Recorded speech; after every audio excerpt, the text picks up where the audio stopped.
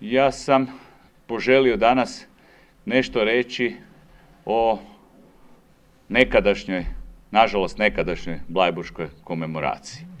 Jer ovo što sada imamo, to je zapravo jedan plan da se ta komemoracija jednostavno da se eutanazira,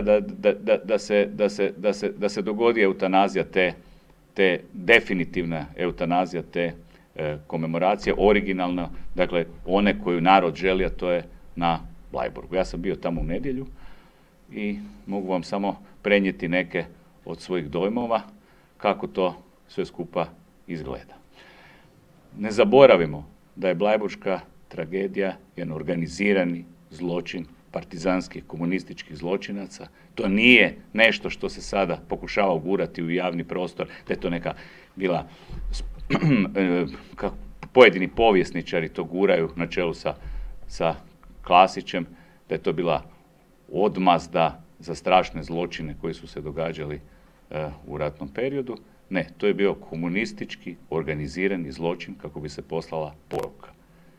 I to je sasvim jasno i zato od nekima očigledno ne odgovara da se ta komemoracija održava tamo gdje se treba održavati, gdje narod želi da se održava, jer ju masovno dolaze ljudi i dan danas. U nedjelju je bilo jako puno ljudi koji su dolazili, a da ne govorimo čitav ovaj tjedan i što će tek biti.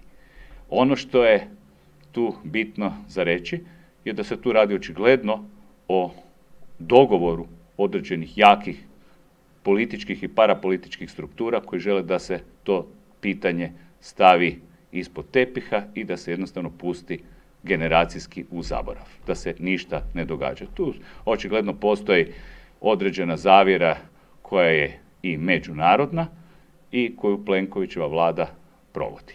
Jer ja se pitam također zašto nema tihe diplomacije. Ako se to želi riješiti, pa što se ne može 5-6 godina, zašto se to nije već riješilo, da se dopusti ljudima da imaju, dakle, rodbini, svima onima koji to žele, da se mogu pokloniti tamo i da postoji komemoracija kakva je i bila. Zašto se to ukinulo i zašto niko ništa ne radi da se taj problem riješi? Ja se pitam gdje su ovi teletabisi iz takozvanog domovinskog pokreta kojima je to bilo u programu. Što oni rade? Jesu li bili uopće na Bleiburgu ove godine? Hoće li doći?